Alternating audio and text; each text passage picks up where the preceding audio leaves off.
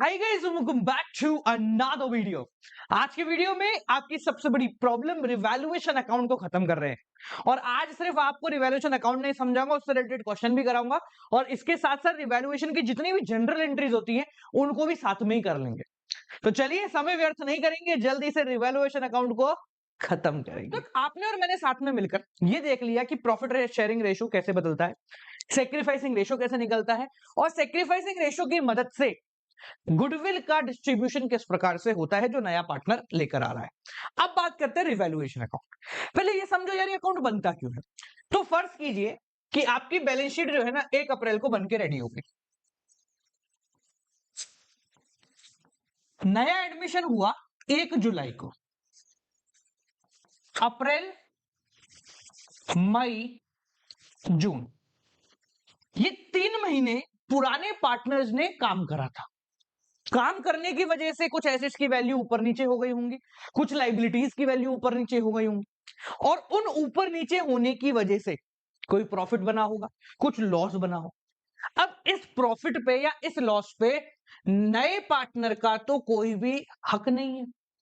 उसको क्या लेना देना भाई, तेरे आने से पहले जो कुछ भी हुआ उसका तेरे से क्या मतलब। तो नए पार्टनर का उस प्रॉफिट या लॉस पे कोई भी हक नहीं है। साथ साथ में अगर किसी प्रकार का कोई एक्स्ट्रा गेन बन रहा है तो भी उसको कोई नहीं लेना देना। तो इसलिए इन 3 महीने के अंदर जो अननोन गेन है, अननोन गेन का मतलब क्या होता है पहले उसको समझना। अननोन गेन और लॉस, मैंने बोला कि यार मैंने एक एसेट खरीद लिया, उससे मेरे एसेट बढ़ गए, ये एक नोन गेन है।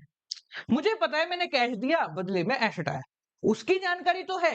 पर अगर मैं बोल रहा हूं कि यार पिछली बैलेंस शीट में मेरी थी एसेट्स 1 लाख रुपए की और अभी थोड़ा बहुत चेंजेस आने की वजह से वो 1,20,000 हो गई है, एंड आई डोंट नो कि वो 20,000 क्यों हुई है, बस एप्रिशिएट हो गई है। तो ये जो 20,000 है ना, इस पे इन 3 महीने की मेहनत लगी हुई है, और वो मेहनत पुराने पार्टनर्स की है, नए पार्टनर की नहीं। तो हम इस मेहनत को पुराने पार्टनर्स को देते हैं in old profit sharing ratio. और ये मेहनत कितनी है इसको कैलकुलेट करने के लिए जो अकाउंट बनाया जाता है उसको कहते हैं रिवैल्यूएशन अकाउंट। समझ गए, पूरा मकसद समझ गए रिवैल्यूएशन अकाउंट का, कि 2-3 महीने के अंदर जो एसेट्स और लाइबिलिटी की वैल्यू में अननोन बदलाव आए हैं, उन बदलावों को रिकॉर्ड करके उससे जो प्रॉफिट या लॉस जनरेट हो रहा है उसको पुराने पार्टनर्स में बांटने के लिए रिवैल्यूएशन अकाउंट बनाया जाता है। देखो, The assets are revalued and liability are reassessed at the time of reconstitution, यानी एडमिशन के टाइम पे। ठीक है, from it and any profit या loss arising from it will be credited or debited to partners capital account in old profit sharing ratio। समझ में आ गया। इसको हम रिवैल्यूएशन अकाउंट बोलते हैं या फिर P&L एडजस्टमेंट अकाउंट भी बोलते हैं। अब एक चीज मुझे समझाना, ये जो अकाउंट है ये कौन सी तारीख को बनाया गया है। जब पार्टनर आ रहा है, पूरे साल तो नहीं बनाया जाता, हर साल तो नहीं बनाया जाता। ये अकाउंट सिर्फ तभी बनाया जाता है जब कोई आ रहा है, कोई जा रहा है, एक स्पेसिफिक डेट पे। और इसी वजह से जो हमारा रिवैल्यूएशन अकाउंट होता है इसके अंदर कोई भी डेट का कॉलम नहीं आता है। क्यों नहीं आता? क्योंकि बना ही 1 तारीख को रहा है। एक मतलब कोई एक स्पेसिफिक दिन ही बन रहा है, और जब किसी एक ही दिन बन रहा है तो बार बार सेम डेट डाल के क्या फायदा। तो इसलिए हम यहां पर डेट का कॉलम नहीं बनाएंगे। जो इसका फॉर्मेट बनेगा वो कुछ इस प्रकार से बनेगा, पर्टिकुलर अमाउंट, पर्टिकुलर अमाउंट। समझ में आ गया, पापा फॉर्मेट बनेगा, particular amount and particular amount. अब बात आती है सर इसमें कैसे और क्या चीज रिकॉर्ड करेंगे। तो मेरी बात को ध्यान से समझना, इसके अंदर हम रिकॉर्ड कर रहे हैं एसेट्स और लाइबिलिटी में आए हुए चेंजेस को। तो मैं पहले लॉजिक्स में बात करूंगा, उसके बाद पोस्टिंग करेंगे, ताकि तुम कभी नहीं भूलो। देखो, हम भूलते वो हैं जो याद करते हैं, जो समझा जाता है वो कभी नहीं भूला जाता। आज अपन समझने पे थोड़ा सा फोकस डाल लेते हैं, एक बार समझ लोगे लाइफ टाइम गया, कभी नहीं भूलोगे। इधर आ जाओ, यहां पर क्या रिकॉर्ड हो रहा है, increase in asset, decrease in asset, increase in liability और डिक्रीज इन लाइबिलिटी। बस ये 4 ही चीजें हैं जो यहां पर रिकॉर्ड होंगी, इसके अलावा तो कुछ रिकॉर्ड नहीं होगा। कोई एक नया एसेट पता चल गया, यार ये पड़ा हुआ दिख गया कोई एक एसेट, तो वो भी इंक्रीज इन एसेट की कैटेगरी में ही आता है। तो मैं उसको अलग से बता के कंफ्यूज नहीं करूंगा। मुझे एक सिंपल सी चीज बताओ, अगर मैं इसको रिकॉर्ड करने की बात करता हूं, एसेट का बैलेंस कौन सा होता है? डेबिट बैलेंस होता है या क्रेडिट बैलेंस होता है एसेट का? सिंपल भाषा, फेवरेबल बैलेंस ऑफ एसेट क्या होता है? आप बोलोगे sir favourable balance of asset होता है हमारा डेबिट बैलेंस।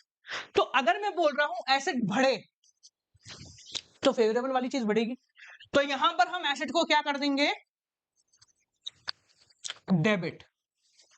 और हमें पता नहीं है कि हम क्यों कर रहे हैं, इसलिए हम यहां लिख देंगे रिवैल्यूएशन अकाउंट।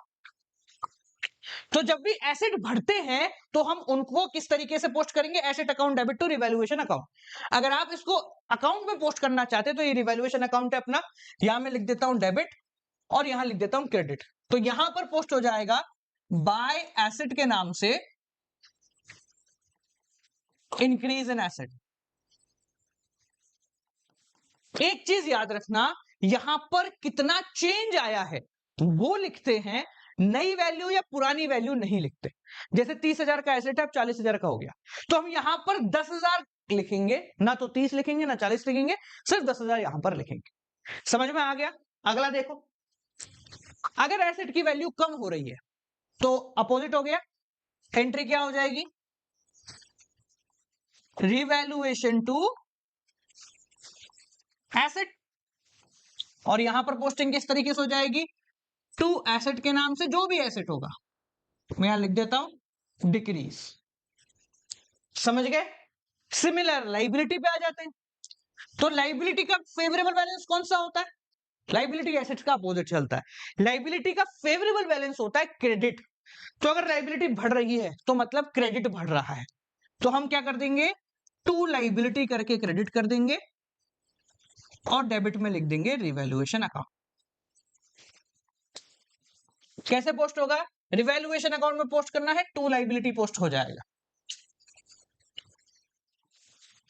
मेरी राइटिंग पे मत जाना भाई, डॉक्टर बन सकता अपन, पर सिर्फ राइटिंग से नहीं बन सकते ना, वरना बन जाता।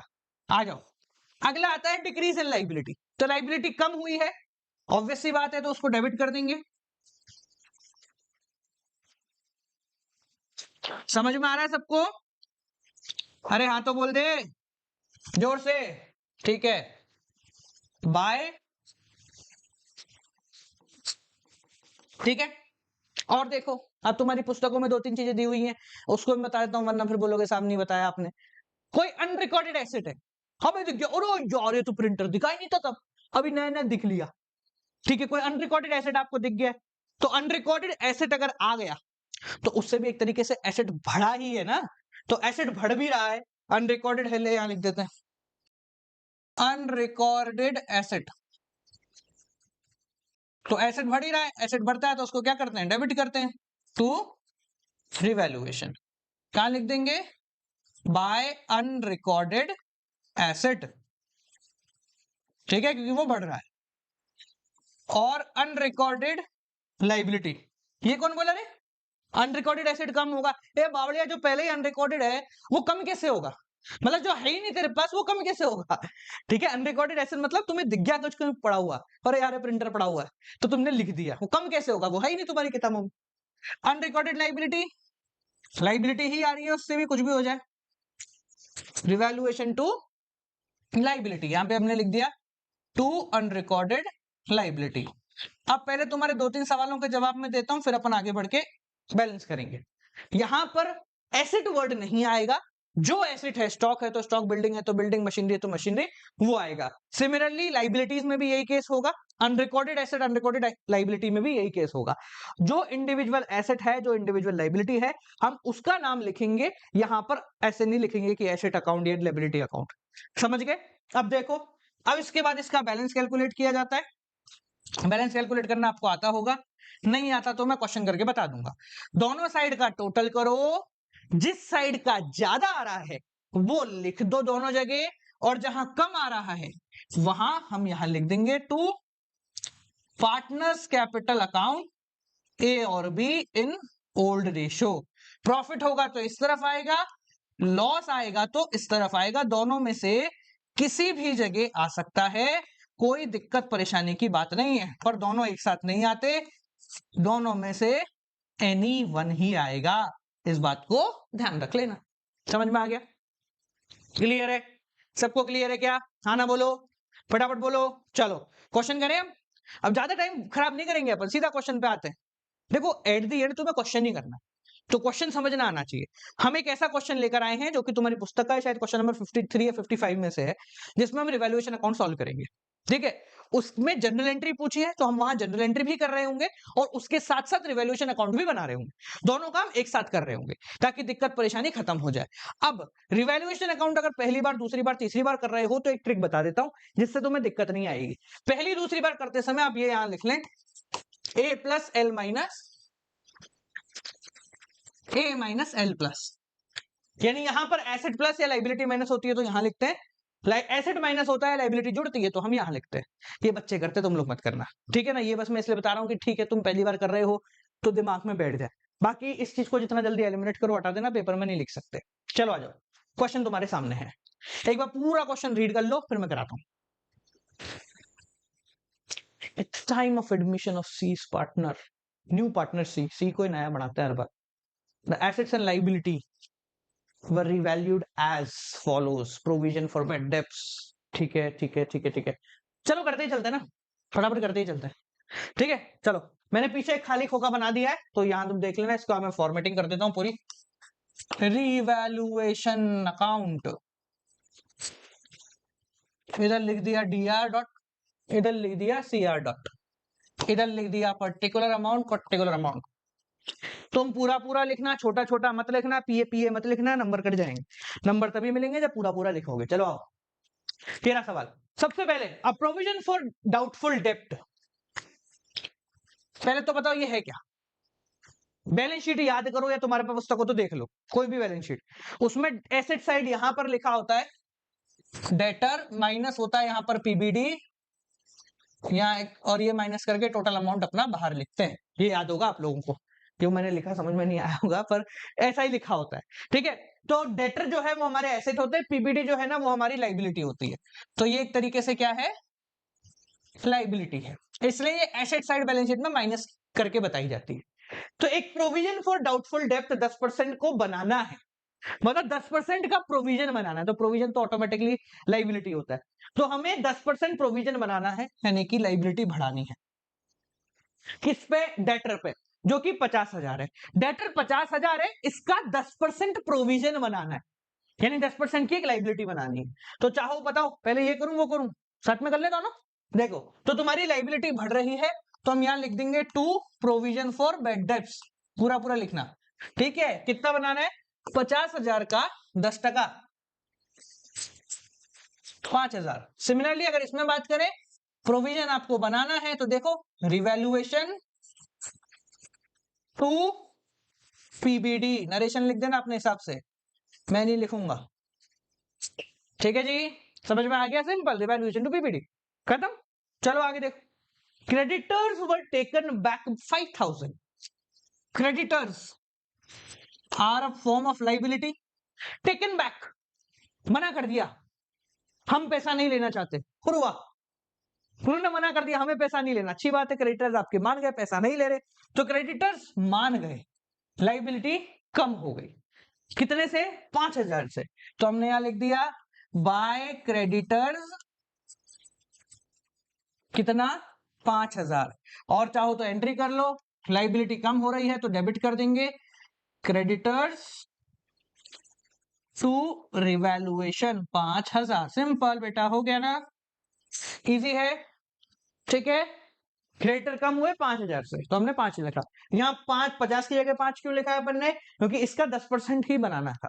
आगे देखो, बिल्डिंग, पहले तो बिल्डिंग देखो, ये है एसेट, वॉज एप्रिशिएटेड, बढ़ गई 20% से, बिल्डिंग बढ़ गई है, एसेट बढ़ गए हैं, तो एसेट बढ़ जाते हैं तो डेबिट करते हैं। कितने से बढ़े? 20% से। पहले कितने थे? 2 लाख, कितने बढ़ गए? 20%, 2 लाख का 20% हो गया 40,000 रुपए, तो बिल्डिंग बढ़ गई, तो यहां लिखा बाय बिल्डिंग अकाउंट कितना? 40,000, खत्म, सिंपल। एंट्री कर दे, एसेट बढ़ गए तो एसेट को डेबिट कर दो, बिल्डिंग टू रिवैल्यूएशन 40,000। अभी एक ट्रिक और बताऊंगा, देख कर मजा आ जाएगा तुम लोगों को। चलो आगे देखो। अनरिकॉर्डेड इन्वेस्टमेंट, अनरिकॉर्डेड है छोड़ो उसको, इन्वेस्टमेंट है, एसेट है, ठीक है। अनरिकॉर्डेड इन्वेस्टमेंट पता चल गए 15,000 के, 15,000 के नए इन्वेस्टमेंट आ गए। एसेट बढ़ गया, अनरिकॉर्डेड है तो बढ़ेगा ही, ऑब्वियसली बात है, कहीं नया पड़ा हुआ मिल गया 15,000 का, तो कोई बात नहीं, अच्छी बात है। बाय इन्वेस्टमेंट, ज्यादा खुजली मच रही हो तो ब्रैकेट में अनरिकॉर्डेड लिख देना, वरना नहीं भी लिखोगे पर कुछ उनको नहीं पड़े। 15,000, ठीक है, सब इधर ही हो रहा है। एंट्री कर दे, इन्वेस्टमेंट टू रिवैल्यूएशन 15,000, ठीक है जी, इजी। आगे आ जाओ। अब प्रोविजन ऑफ 2,000, प्रोविजन बनाना है अपने को, तो प्रोविजन हमेशा लाइबिलिटी होती है, ध्यान रखना। बनाना है आपको for outstanding bill of repair, तो इसी के लिए आउटस्टैंडिंग बिल ऑफ रिपेयर के लिए provision banana. In short liability बनानी है, तो लाइबिलिटी बढ़ गई, ठीक है भाई साहब, लाइबिलिटी बढ़ गई तो इधर लिख देंगे to outstanding bill of repair, ऐसा करके लिख सकते हो आप, कोई मना नहीं करेगा आपको। कितना? 2,000 का। इधर लाइबिलिटी बढ़ी है, तो लाइबिलिटी बढ़ती है तो क्या करते हैं? क्रेडिट करते हैं, तो यहां पर हम लिख देते हैं to outstanding bill of repair, और यहां लिख दिया रिवैल्यूएशन 2,000। कोई दिक्कत? आखिरी एंट्री कर लें, चलो आ जाओ। दिख रहा है ना सबको? सबको दिख रहा है? मैं इधर ऊपर कर देता हूं, कोई दिक्कत नहीं है, क्या कर देता है। अनरिकॉर्डेड लाइबिलिटी टुवर्ड सप्लायर 3,000 रुपए, एक अनरिकॉर्डेड लाइबिलिटी है, ठीक है, अच्छी बात है। तो ये एक लाइबिलिटी है, अनरिकॉर्डेड दिख गई तो बढ़ गई। सप्लायर के टुवर्ड्स, तो यहां लिख देंगे लाइबिलिटी टुवर्ड्स सप्लायर कितनी है? 3,000 है ना, 3,000 है ना, ठीक है। लाइबिलिटी बढ़ गई तो टू लाइबिलिटी टुवर्ड्स सप्लायर, मैं शॉर्ट में लिख रहा हूं 3,000, और डेबिट में क्या लिखना है? रिवैल्यूएशन, ठीक है जी, पूरा क्वेश्चन समाप्त हो गया। अब अगर आप इस क्वेश्चन को यहीं छोड़ देते हो तो आपके नंबर कट जाएंगे। देखो मेरा मकसद ये नहीं कि तुम्हें यार सिर्फ करना कैसे है वो बता दे, मैं तुम्हें ना वो डिटेलिंग देना चाह रहा हूं जो कि बोर्ड एग्जाम में लोगों के पास नहीं होती। 80% लोग अपनी उम्मीद से कम नंबर लेकर आते हैं, इवन तो पेपर करने के बाद वो जितने नंबर सोचते हैं उतने नंबर नहीं आ पाते।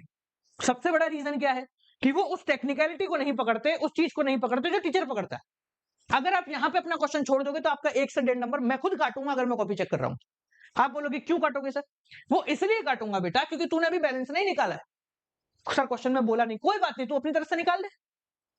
मना कर रहा है क्या कोई? तू सोच, क्वेश्चन में नहीं बोला, एग्जामिनर ने सोच लिया कि यार निकालना चाहिए था, तो क्या होगा? क्वेश्चन में नहीं बोला, तूने निकाल दिया, नहीं निकालना था, कोई बात नहीं, तेरा कुछ जा छोड़ना है बैलेंस निकालने से। पर अगर निकाल देगा तो हो सकता है कहीं आधा नंबर कट भी रहा होगा, तो एग्जामिनर बोलेगा यार नहीं ऐसा बैलेंस भी निकाला, इसको आधा नंबर और दे। ये सोच होती है, इसको ही तो पकड़ना है। देखिए आ जाओ, हम आते हैं बैलेंस कैसे निकालें, इतनी सारी एंट्री है। तो देखो ज्यादातर लोग क्या करते हैं, जनरल एंट्री में बैलेंस निकालने के लिए ना एक रफ अकाउंट बनाते हैं। मुझे उम्मीद है कि तुमने ऐसा नहीं किया होगा। अगर तुम ऐसा कर रहे हो तो आप बहुत ज्यादा ही पुराने हो रहे हो, नए आओ ना, थोड़ा मॉडर्न पे आता है, जेन ज़ी आदमी हो तुम, तो नई नई चीजों को सीखो। तो अपन सिर्फ जनरल एंट्री से बैलेंस कैसे निकालते हैं वो भी बता दूंगा। पहले अकाउंट से बैलेंस निकालते हैं वो समझ लो, उसके बाद जनरल एंट्री ही करी है तो भी बैलेंस निकालने के लिए आपको अकाउंट नहीं बनाना पड़ेगा, डायरेक्टली हो जाएगा। कैसे? पहले इसको देखें, बैलेंस कैसे निकालते हैं? दोनों तरफ का टोटल करो, 40, 50, 60, ये तो 10,000 ही है, तो जो ज्यादा है वो दोनों तरफ लिखा, ठीक है, 50,000 रुपीज, या लिख दिया टू पार्टनर्स कैपिटल अकाउंट, ठीक है। अब मान लेते हैं यहां पर क्वेश्चन पूरा नहीं लिखा है मैंने, तो ए भी दो पार्टनर मान लेते हैं, इक्वल मान लेते हैं 1:1, ठीक है ना। तो आगे रहे ए और बी 25 और 25, ठीक है जी, ये आपका क्वेश्चन पूरा हो गया, बैलेंस हो गया बहुत आसानी से। दोनों तरफ ज्यादा वाला लिखा, जो तो कम है वो यहां पर लिख दिया। अब अगर हमने अकाउंट नहीं बनाया, सिर्फ जनरल एंट्री करी है, तो कैसे अकाउंट निकालते हैं वो भी समझ लो। देखो बहुत आसान है, आप क्या करो, रिवैल्यूएशन जितने डेबिट हुए हैं वो देख लो, जितने क्रेडिट हुए हैं वो देख लो। तो देखो अगर मैं ऊपर से ये सारी एंट्री ना डेबिट देख रहा हूं, तो 5,000